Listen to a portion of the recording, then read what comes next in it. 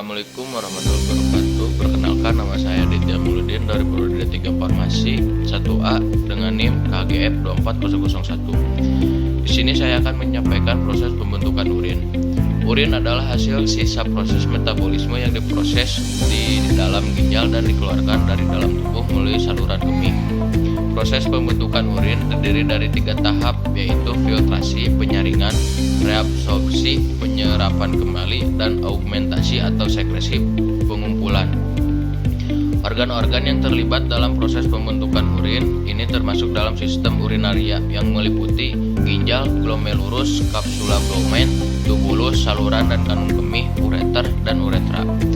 Urutan proses pembentukan urin secara lebih lengkapnya akan disampaikan oleh rekan saya. Assalamualaikum warahmatullahi wabarakatuh. Perkenalkan, nama saya Muhammad Mukti Rajasa dari kelompok 6. Di sini saya akan melanjutkan video presentasi dari rekan saya sebelumnya. Dan di sini saya akan menjelaskan tentang filtrasi atau bisa disebut juga dengan penyaringan. Proses pertumbuhan urin pada tahap ini dapat dilakukan dalam ginjal. Ginjal mempunyai sekitar 1 juta neutron, yaitu tempat pembentukan urin setiap waktunya.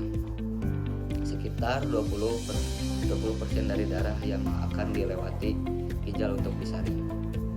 Proses filtrasi ini dapat menghilangkan zat-zat sisa metabolisme limbah dan menjaga keseimbangan cairan, pH darah, dan tekanan darah.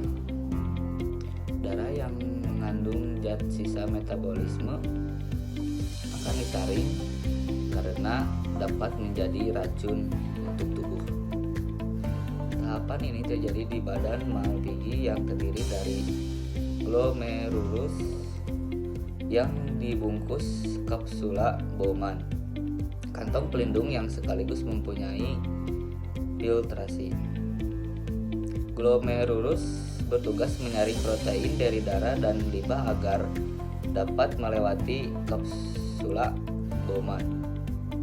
Hasil penyaringan ini kemudian disebut sebagai urin primer. Urin primer termasuk urin di dalamnya menunjukkan hasil dari amonia yang sudah terakumulasi. Hal ini terjadi ketika hati memproses asam amonia dan disaring oleh glomerulus. Sekian presentasi dari saya. Mohon maaf bila banyak kesalahan dan akan dilanjutkan oleh rekan saya. Sekian, terima kasih. Wassalamualaikum warahmatullahi wabarakatuh. Perkenalkan, nama saya Intan Permata Putri dengan NIM KHGF 24028. Di sini saya akan menjelaskan reabsorpsi. Proses pembentukan urin selanjutnya adalah reabsorpsi, yaitu penyaringan ulang. Sebagian besar hasil penyaringan ulang, yaitu urin primer, akan diserap kembali sebelum dikeluarkan dari tubuh. Penyerapan cairan tersebut dilakukan tubulus proksimal nephron, tubulus distal, dan tubulus pengumpul. Air, glukosa, asam amino, natrium, dan zat gizi lain yang diperlukan tubuh akan diserap kembali ke aliran darah di kapiler yang mengelilingi tubulus. Setelah itu, air bergerak secara osmosis dari terkonsentrasi tinggi ke konsentrasi lebih rendah. Hasil dari proses ini nantinya akan disebut sebagai urin sekunder.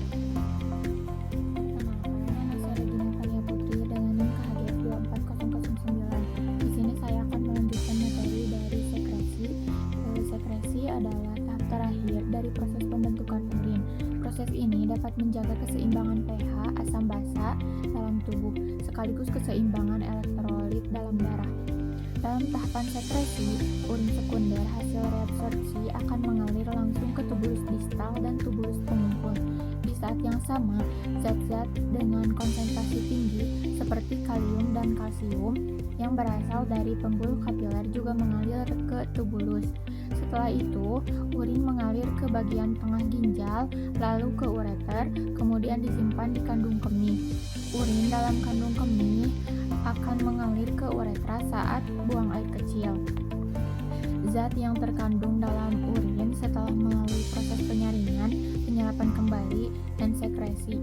Normalnya hasil akhir urin terdiri dari air, urea, limbah yang terbentuk saat protein dipecah, urokrom, darah berpigmen yang membuat warna kuning pada urin, garam, kreatinin, amonia, dan senyawa lain yang dihasilkan empedu dari hati.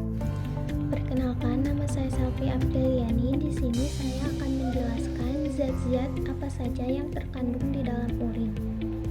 Setelah proses penyerapan, penyaringan kembali, dan juga sekresi, normalnya hasil akhir urin terdiri dari air, urea atau limbah yang terbentuk saat protein dipecah, urokrom atau darah berpigmen yang membuat warna kuning pada urin, lalu ada garam, kreatinin, amonia, dan juga senyawa lain yang dihasilkan empedu dari hati. Assalamualaikum warahmatullahi wabarakatuh. Perkenalkan, nama saya Dini Andini dengan NIM KHGF 24035. Di sini saya akan menjelaskan beberapa tips untuk menjaga kesehatan kandung kemih. Menjaga kesehatan kandung kemih ini sangat penting untuk mencegah infeksi dan gangguan kesehatan lainnya. Berikut ini adalah beberapa tips yang dapat membantu untuk menjaga kesehatan kandung kemih. Yang pertama adalah minum cukup air. Pastikan minum air sehari minimal 8 gelas atau 2 liter. Yang kedua, tidak menahan buang air kecil. Yang ketiga, menjaga kebersihan area genital. Yang keempat, mengkonsumsi makanan yang sehat. Yang kelima, lakukan latihan otot panggul. Yang keenam, tidak merokok. Yang ketujuh, hindari infeksi saluran kemih.